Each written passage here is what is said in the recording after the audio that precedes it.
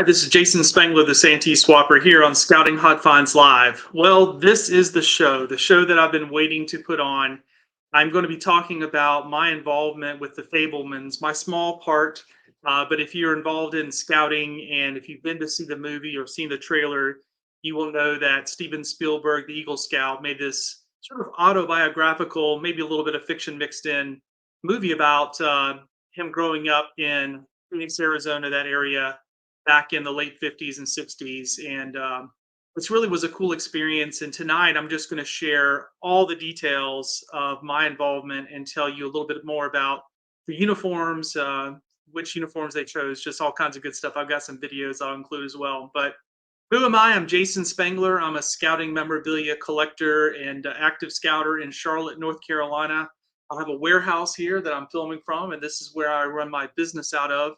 I sell scouting memorabilia, and so I buy collections from people all over the country and then recycle them back into scouting, whether it be going to live events where I see other scout traders, or on eBay or on Facebook, or any other way that I can get this stuff recycled, including selling some things to Hollywood costumers. And you'll hear that story tonight as well. So this is Scouting Hot Finds Live. This started as a podcast that originally was called Scouting Hot Finds Radio.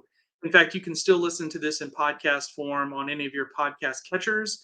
But this fall, I've decided to go with a more of a live show, and also using YouTube and Facebook, because that aspect now is just so much easier with all the tools, especially the platform StreamYard that I'm using just makes it really, really easy. So let me kind of tell you what our agenda is today. You will see here that one of the things I've been doing is a giveaway. And so in just a minute, we're going to pick the winner of last week's giveaway. I'll show you that.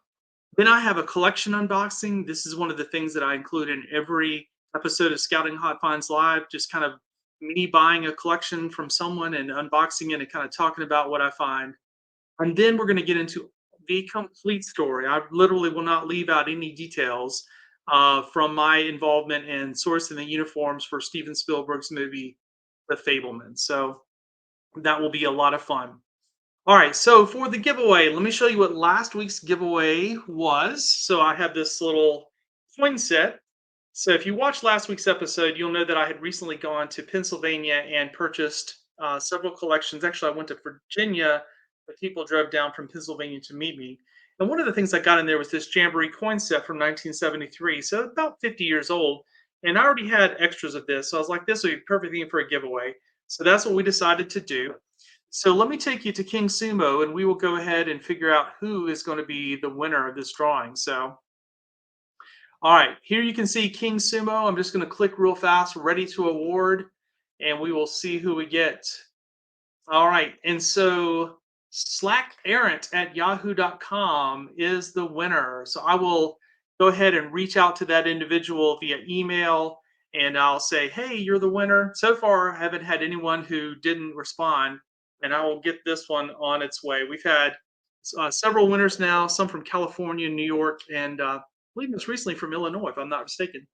We have another giveaway that we will do towards the end of the show, and that'll be something kind of fun that all you will have to do is put in your name and your email address, and then King Sumo, you will be signed up for the giveaway. It'll run for 1 week. So probably, I think I have it set up for next Tuesday. That will end, and then we will draw the next winner on episode 7 of the show. All right. So now I want to go ahead and show you the unboxing. So the unboxing is a short video, and essentially what I did was I pre-recorded this piece so I could use it in tonight's show. So let me play that for you now. This is the unboxing.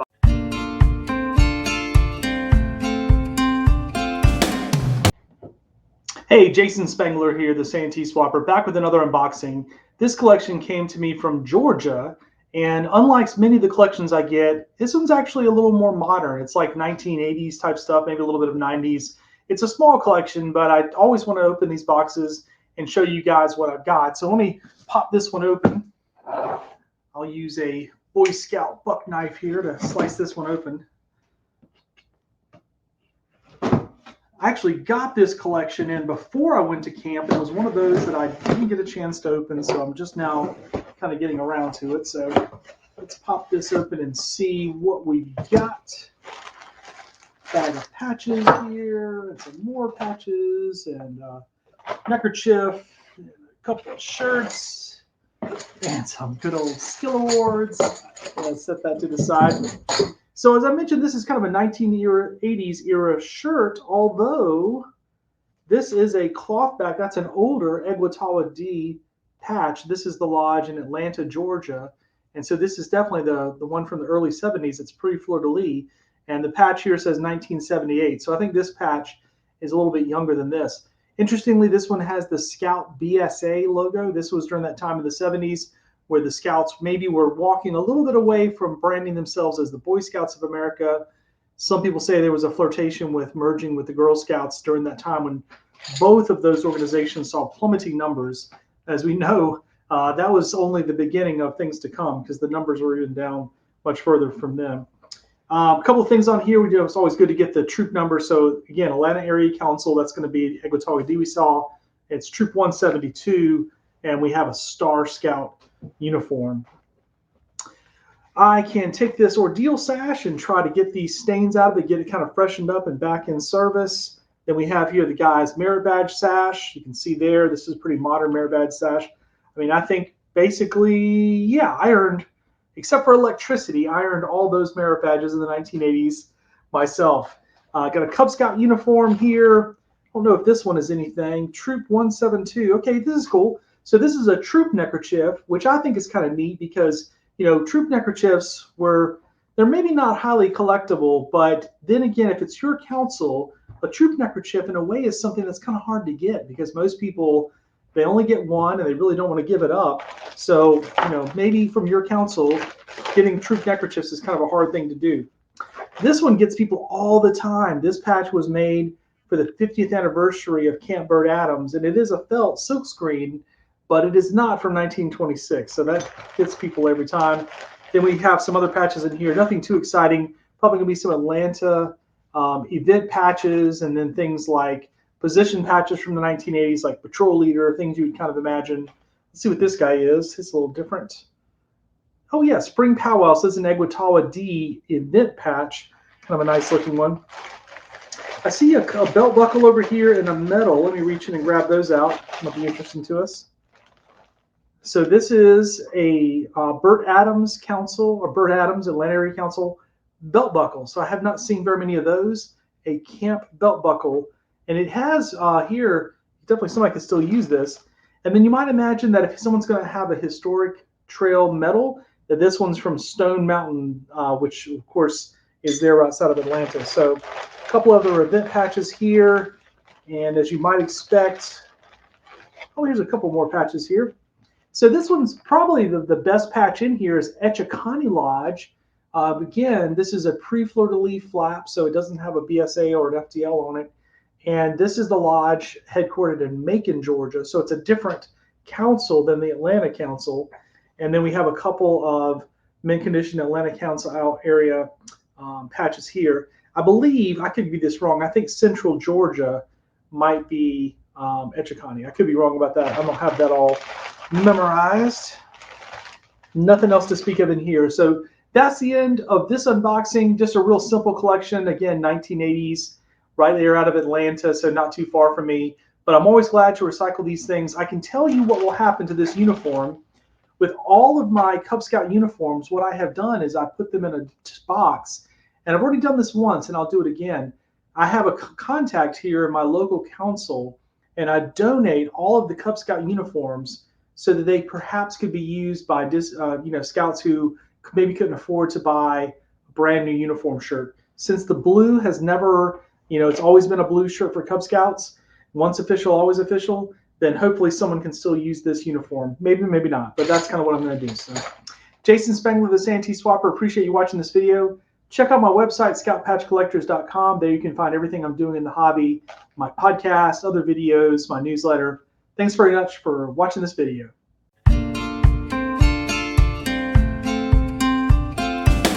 You on with the show and kind of get to the reason why many of you are here watching, and that's to hear the story about the Fabelmans. So kind of a funny thing here. All of this started, gosh, maybe it's been 14, 15 months ago with an email that I got that I will share with you guys just a minute.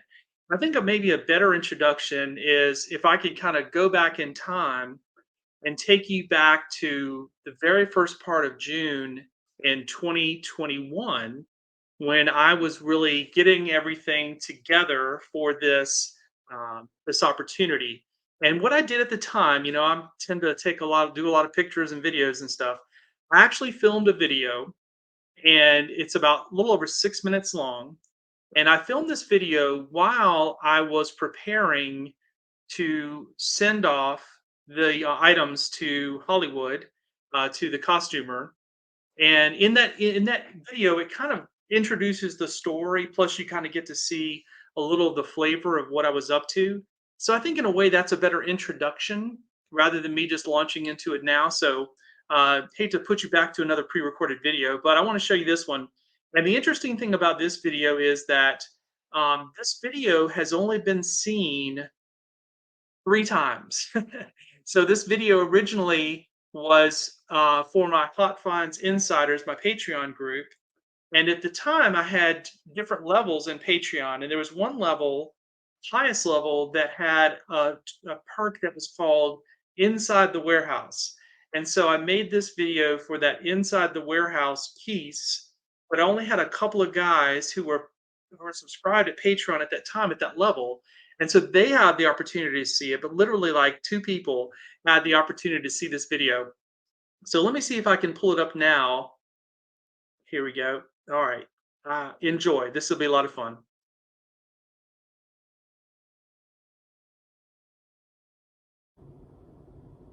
Hello, Scouting Hot Finds Insiders. Man, this is kind of crazy even for me. So right now, it's almost 11 o'clock at night on a Friday night, the night before Memorial Day weekend, the night before my family is leaving on a vacation trip to go to the beach for an entire week. And here I am in my warehouse sorting out socks. This is only the kind of video that I could publish to my insiders, because if I put this out on YouTube for everyone to see, they would definitely think I had lost it. So let me give you the story of why I'm here 11 o'clock at night, the night before my family vacation. So I got an email a few days ago from a lady who is a costumer. And she is in Los Angeles and is working with a costume designer who is working with a Hollywood movie. And it turns out in this Hollywood movie, they have a scene where there's a bunch of scouts and they're going to an activity, and it's about 1960, 1962. And she explained that she needed to outfit 125 actors, and I guess that includes the extras, whatever you call them in that business, with authentic scouting uniforms from that time period. And she had got my name from someone and wondered if I could help. And so as I talked to her on the phone and we sent some emails back and forth, I soon discovered that what she really needed was just all the uniform pieces. She needed things like the shirt, the pants, the garrison cap, the overseas cap, some people call it, the socks, the garters, the neckerchief, the metal Turk's head neckerchief slide. And so what I've been doing for several hours now is going through, you probably seen my videos before, this whole sorting thing that I do. I have a box of brass belt buckles. I have a container over there of web belts with brass buckles on it. And so I have gone through and spread them all out and photographed them and counted them and loaded them into a box that's here off camera. I've been doing this for about 3 hours now, and I am nowhere near done. I haven't got to the uniforms yet. I probably have another hour or 2 hours here tonight working on this. My next project right here is to count socks. She has to outfit these scouts in authentic socks, so we need to give them those long green socks from back in the day. So just in being what I do with this memorabilia business, I tell people that I take everything. And I guess for once, this has now come to benefit me, because I'll be able to help her with the costuming. So all those collections I bought where I got the socks, for example, I'm now going to be able to hopefully sell these socks and mail them to California and they will appear in some sort of a feature film, which will be kind of cool. In fact, she needs so much stuff that I've actually reached out to a couple of my friends who also are kind of scouting memorabilia dealers to see if they can help as well. But I'm going to send her an email tonight, kind of give her pictures of what I've got, and then kind of find out where we are and then how many more she needs, and then I'll reach out to my friends. So it's pretty crazy. I asked her kind of what her timeline was, and she said, well, in Hollywood, the timeline is always, I need it yesterday. And so she was understanding of this being Memorial Day weekend. I didn't think she quite understood that my family's going to the beach all next week. I'm sure she caught that. So I am going to go ahead and box everything up, assuming that she will want to buy it from me, and I'll have it ready for one of my employees to ship out. And so that'll be kind of fun. But anyways, I still have to go through garrison caps. I still have to find the one particular style of neckerchief she wants. She has picked out, or the costume designer has picked out, the red neckerchief with the black silk screen. That's the one that they want. I probably don't have very many of those, but I'll look and see what I've got. But it's been great, actually, because what I've been able to do is go through here and empty out some of these containers that I've just been putting stuff in, and finally, being really, really well organized with how I do things in my warehouse has come to have some benefit for me. So that's all I've got for you. This is definitely sort of a very unique video. Please don't tell anyone this is what I do the night before my vacation. Luckily, my wife is very understanding of it. She kind of thought it was really cool. She's like, well, you better get out there and send her some pictures. You know, my wife is sort of encouraging me to do this. And I think it's kind of cool if I can help someone make a movie that would be positive for the Boy Scouts. She said that she couldn't tell me very much about the movie. She did say that it's got a major director. She did name drop who the costume designer was, and it's somebody who's won a couple of Academy Awards. And she said that they had already gotten permission from the Boy Scouts of America to use, all official clothing and stuff in this, which she said they don't do that very often. And so it's not definitely like an indie flick. It's something, kind of Hollywood major. I won't say major, but it's a Hollywood film, that's got a little bit of meat to it. So I don't know, maybe at some point I'll be able to keep in touch with her and find out what the name of the movie is. But all I know is there's a scene, there's like 125 scouts in a troop, and they're going to an event, and I don't know how long the scene would last, but anyways, it's pretty cool. I'm excited. So Jason Spangler, the SanteeSwapper, thanks for being a Scouting Hot Finds Insider. I promised you guys I would give you exclusive content, and surely there's nothing more exclusive than Friday night in Charlotte, North Carolina at 11 o'clock at night, packing up stuff to mail to Los Angeles. So there you go. That's your exclusive content. Thanks, guys.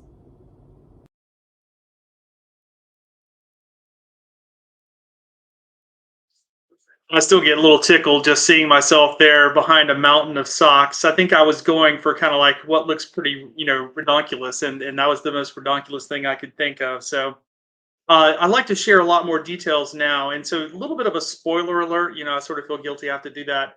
My family went to go see the Fabelmans on Thanksgiving Day. And so that was last week. And so I may talk about a few plot twists or whatever in the story. And so I apologize if you haven't seen it. It's really, the part about scouting is really, as the scouting magazine article on that some of you read, it's really sort of the first 30 minutes of the movie is got sort of the scouting piece in it. And then, of course, the family actually moves, and then it doesn't seem like, scouting becomes a thing after they move away from Arizona. And the rest of the movie is focused on what happens with the family out there. So again, spoiler alert, sorry about that. So I have a couple of things I want to, share with you guys. Number one, I have the emails that I exchanged with the lady. Her name is Danielle. I'll just use her first name. And I also have all those pictures I mentioned. So in the video, you heard me talking about having to take pictures of things and then send them to Danielle so she could review and look at. And so I'll share those as well, and you'll kind of get to see this. But let me kind of take you back to May 26th of 2021. This is when this story really starts for me. And I went ahead and printed out some emails that we exchanged to kind of give you the blow-by-blow. And so the very first email I got from her came to me on a Wednesday, 5:10 p.m. I'll read most of it here. My name is Danielle. Frank, I won't mention Frank's last name, but thank you, Frank. passed along your info as being my best source for vintage Boy Scout uniforms and accessories. I'm a costumer currently working for Mark Bridges on an upcoming film with a well known director, and we are based out of Los Angeles. We have to recreate a scene in 1960 and in 1962 Arizona of about 180 Boy Scouts ages 10 through 17, all in uniform. Wondering if you have any uniforms, full or separate from those years. Would love to sort of pick your brain, if you will, and discuss what you may have in stock for either purchase or rental. Feel free to contact me, et cetera, et cetera. So sure enough, I called her right away and talked to her, and then she actually subsequently sent me some email pictures where they had kind of done their research and homework to kind of point me in the right direction. So at this point in the conversation and my involvement, I had absolutely no idea what the movie was. And you can see in the video that I just showed you guys, even that one was later on in June. I still had no clue. And I don't, because maybe I'm not as smart as I think I am, but I had no clue what this was all about. And so let me also just mention as a teaser that a little bit later in this episode today, I'm going to show you an absolute shocking surprise. Something that Danielle emailed me on May 26th, and I got it in the email, and I didn't really know what I was looking at. Um, you're going to want to see that. So stick around for a few more minutes. I got to hold you on. So at this point, what my conversation with her was, and she understandably was vague about the specifics of what was going to happen in the scene. Um, in my mind, I'm thinking, okay, she was describing. I know in the email she said 180 scouts, but in our conversations it came down to 125 scouts. But it still seems like a lot of scouts. It's a big troop. um, and she described there being a scene that, in my mind, I was thinking court of honor. Okay, where there would be the scouts and their parents, and there was supposed to be a scene where a scout was going to get an award, and there were going to be two scoutmasters or assistant scoutmasters there in the scene, and so she had to basically uniform all these people. So, the scoutmasters had to have their stuff and the scouts and everybody. But they had kind of narrowed down what they wanted in terms of the style of uniform and the neckerchief, which I explained, the red and black neckerchief, the garrison caps that we're all familiar with. And so that really helped a lot. I want to give a couple of shout outs in this episode because this was not just completely me. In the very first conversation I had with her, I took some pictures out of this book that many of you will recognize. Shout out Mitch Reese. And I advised Danielle to go buy one of these books on Amazon, which she did. And this helped inform them in terms of what they wanted to do with the uniform. So, Mitch Reese, I'm sure many people have told you, thank you for writing that book, but that was great. I did send her some screenshots of the book, and she went out and bought it as well. So, in my mind, what was going to happen is we were going to have a court of honor. Scout was getting an award. The protagonist, and this is not untrue if you watch the actual movie. It's a little bit different than what I would have imagined. But I also think probably what happened, and a little spoiler alert, in the movie, Sammy, the character, the protagonist, shows his movie to his troop in order to fulfill the requirement for photography merit badge. And then there's a little bit of a storyline in the movie where one of his scout patrol members says to him, "Well, you're supposed to take still pictures to qualify for photography merit badge." But he'd gotten special permission. He talks about this from his merit badge counselor to make a moving picture movie, if you will, in order to pass off those requirements. And so, in the movie The Fabelmans, then his patrol and his sisters help him to film a little cowboy western, fun little movie. And so the moment that in the movie is that they're showing this on a projector to what we would all recognize as a court of honor. And then afterwards, you see Sammy holding his merit badge card with his photography merit badge stapled to it, for the win.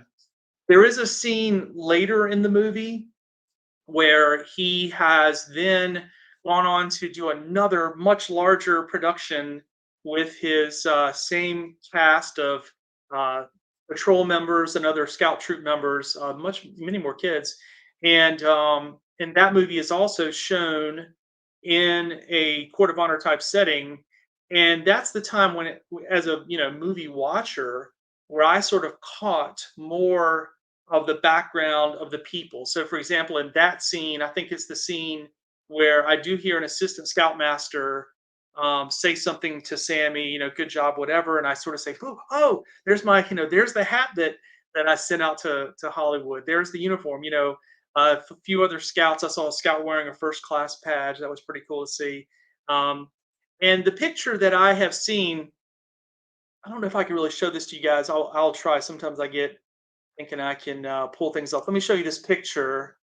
If mm, No, I won't show you this one. I was going to show you a picture from IMBD, that resource for movies, and there's a picture that you can go out there and find that was his mother talking to him after that second court of honor, and it was the first time I had publicly seen any picture that kind of confirmed, boom, there's a guy in uniform, there he is with the red neckerchief with the black silk screen, and for me that was like a big aha moment. I've told this to a few people, but let me also tell you, when I finally figured out this was a Spielberg movie, it was because my, at the time, 17-year-old daughter, we were talking about this over dinner, and I had mentioned, oh, it's, a movie and it's set in Arizona, 1960, 61. And, I just sort of said that. Well, of course, my daughter grabs her phone, Google, boop, boop, boop, boop, boop. Oh, here you go. It's a Steven Spielberg. I was like, and that was like this moment of like shock. I remember thinking, oh my God, this all makes sense. Like Spielberg, I was at the 1989 National Scout Jamboree. And as some of you know this story, Spielberg came to that jamboree as a visitor and was kind of a celebrity, if you will, being that he was an Eagle Scout. And at the time, they were rolling out cinematography merit badge that Stephen, I think, was the inspiration for, maybe had pushed for. And so that was kind of a big deal for me being 16 years old at the 1989 Scout Jamboree. So here he was. I realized that Steven Spielberg, this kind of icon of my childhood, was the person who was doing this movie, and just really, really got me excited. So, but I had, at that point, I had really had all of my involvement with Danielle. I had shipped off hundreds and hundreds of pounds of scouting uniforms and such, which I'll show you in just a minute. And I also want to give a shout out to Chris Jensen and Matthew Delp. You might have heard in the video there, and this is why I played it to begin this little segment, is that um, the time crunch for me was, I'm a camp director in the summer at Camp Barstow. Shout out Lake Murray, South Carolina, Indian Waters Council.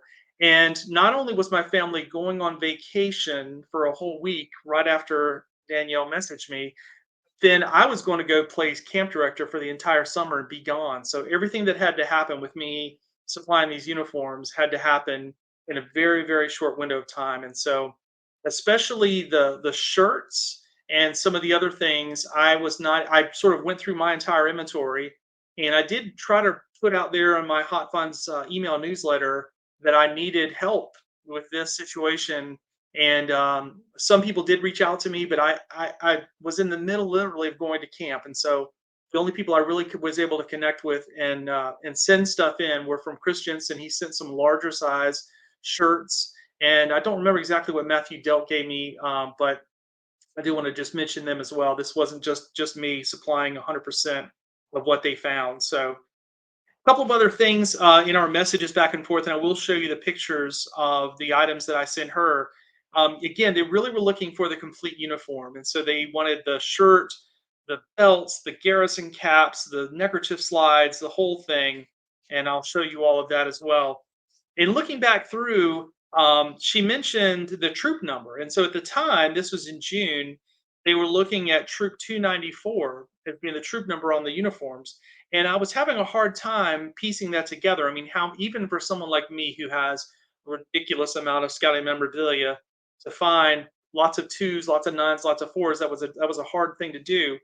So Matt Delk actually helped me with that. Then I swear, when I saw the movie, and I could be wrong on this, But I thought in the movie I saw that the troop number was 275, that they had changed that, but I could be wrong about that. I don't want to go on.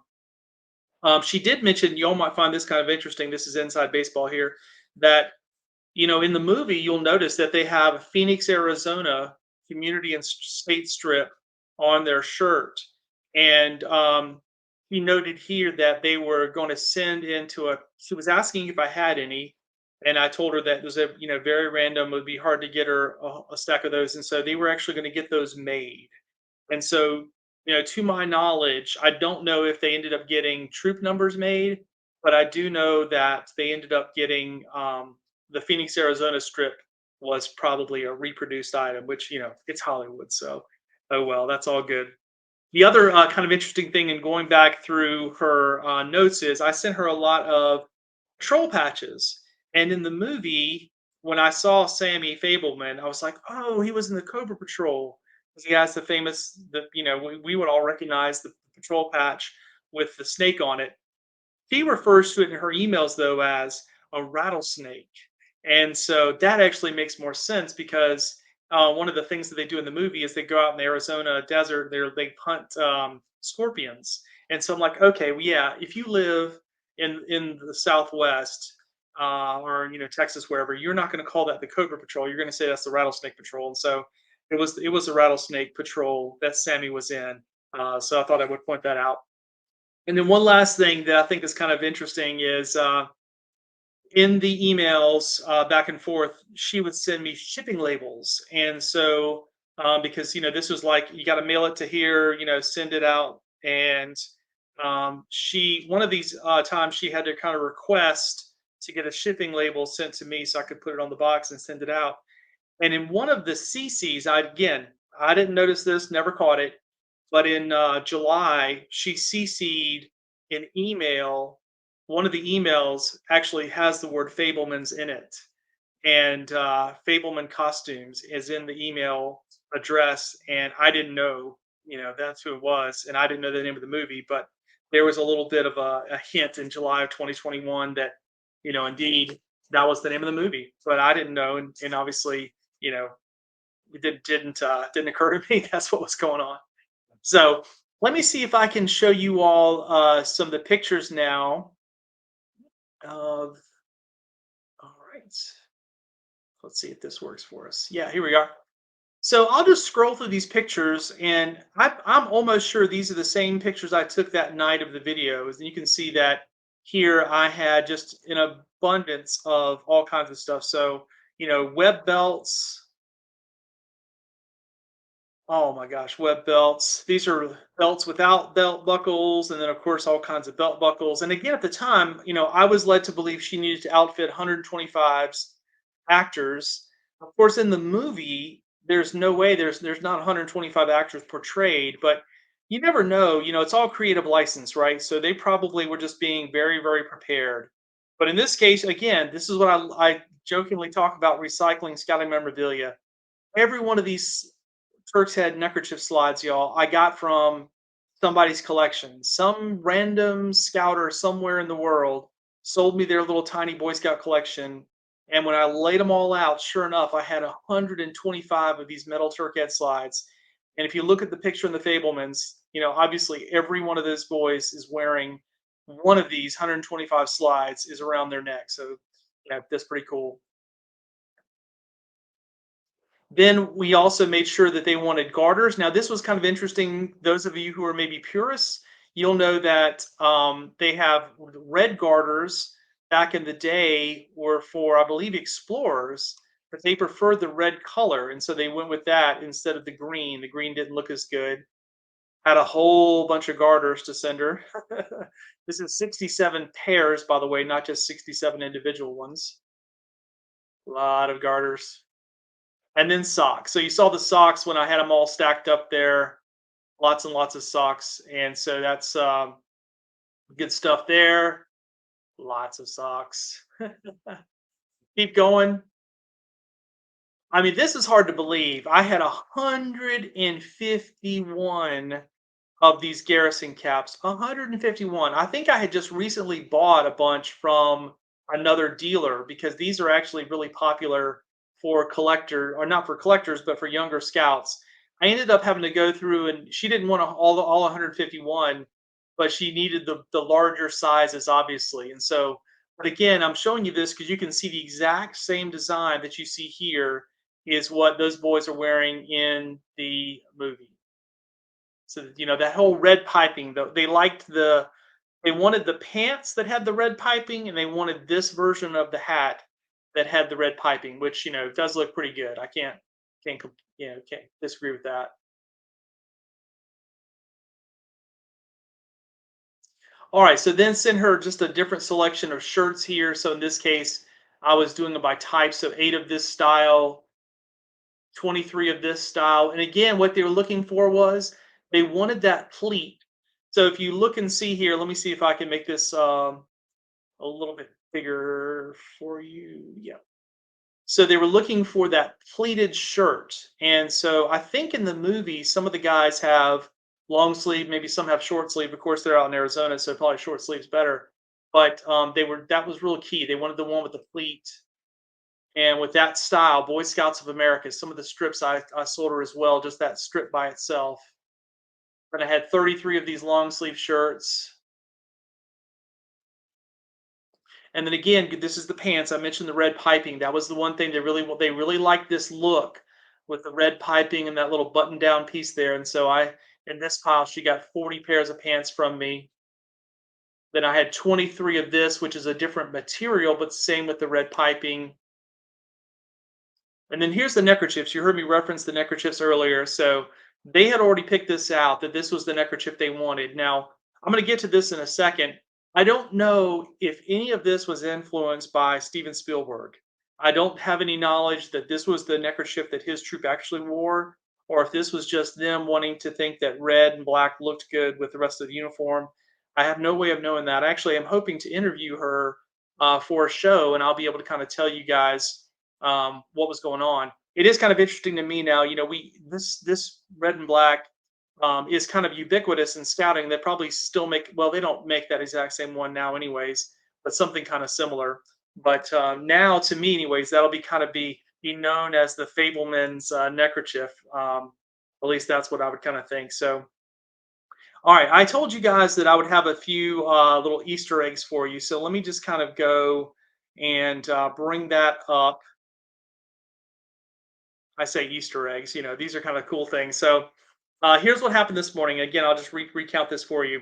So in going back and finding my initial emails with Danielle on that very first day on May 26th, in her second email to me, she sent some pictures, and 2 of those pictures, they were pictures of scouts. She talked about researching, and I assumed that they had gone out and done some research and found some pictures of scouts from that time period, and that those pictures were just like, this is what we're looking for, this style of scout. And so that was May of 2021. Fast forward to today. Okay. All the way through today, I'd forgotten about that picture. It never occurred to me. When I went back and looked at the email this morning, it literally was like freaking, lightning bolt hit me, like, oh my God. Oh my God. Oh my God. So I'm going to share with you this oh my God picture that Danielle sent to me on May 26th of 2021. And if you have seen the Fabelmans, if you've seen the Fabelmans, then this picture will hit you just as hard as it hit me. Check.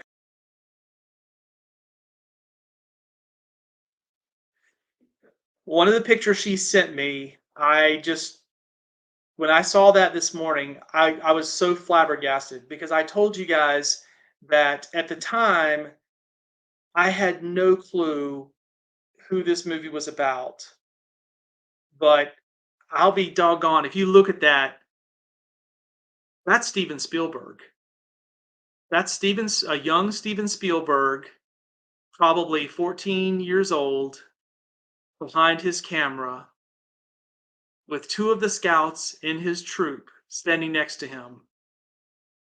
And both of those guys are wearing 1960 Jamboree patches. They're wearing the belt. They're wearing the socks with the garter. Those are two of his buddies.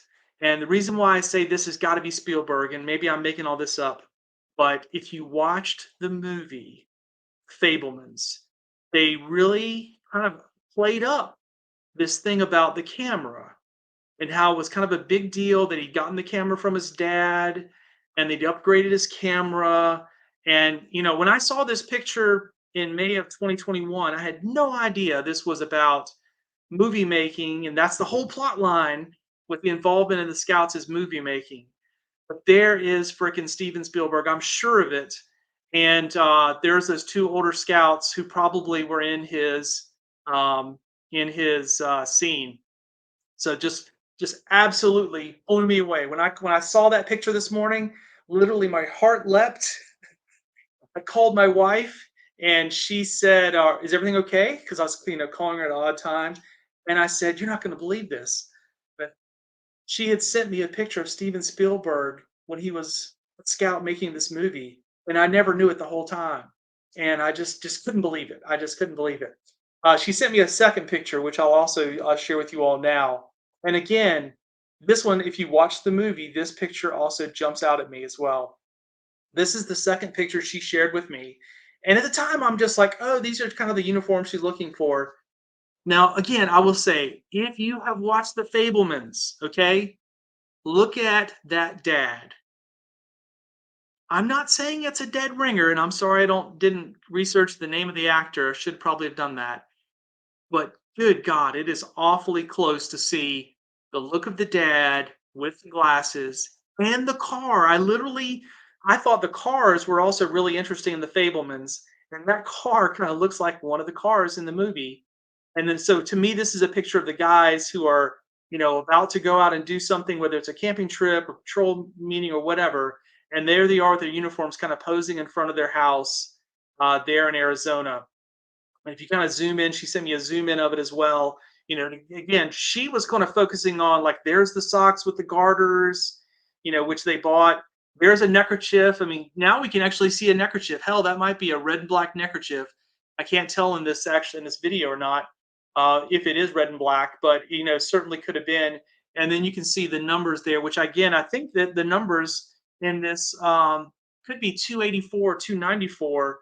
I don't know in the movie if that's actually what it was. So, anyways, that was my exciting moment, getting ready to share this with you all. So, all in all, I had a hard time remembering how many pounds it was that I mailed her. It was 3 different boxes. At the time, I thought it was like 175 pounds. That's what sticks in my mind of scouting uniforms. And I'm sure that they still had to go out and get some pieces from other folks, maybe. But she did. She and I have corresponded since then, and she did thank me and say that that she said something to the effect of, "If you had not helped us, we never would have been able to get all the uniforms we needed," something like that. So they have costume houses out there, and so having Boy Scout uniforms, official Boy Scout uniforms, and these costume houses was not a very easy thing to find. So all in all, it was just a really, really cool experience.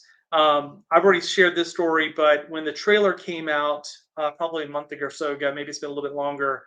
In the trailer, it really plays up a couple of scenes with the scouts, with them wearing the uniforms and going around.